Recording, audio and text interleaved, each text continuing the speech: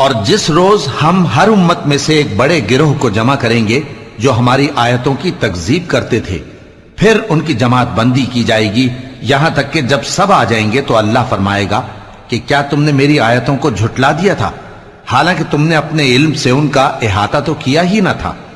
भला तुम क्या करते रहते थे। और उनके जुल्म के सबब उनके हक में वादा अजाब पूरा होकर रहेगा तो वो बोल भी ना सकेंगे।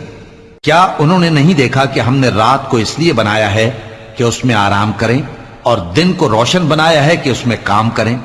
बेशक इसमें मोमिन लोगों के लिए निशानियां हैं। और जिस रोज सूर फूंका जाएगा तो जो लोग आसमानों में और जो जमीन में हैं सब घबरा उठेंगे, मगर वो जिसे अल्लाह चाहे, और सब उसके पास आजिज होकर चले आएंगे। और तुम पहाड़ों को देखते हो तो ख्याल करते हो कि मजबूत जमे हुए हैं, मगर वो उस रोज इस तरह उड़ते फिरेंगे जैसे बादल।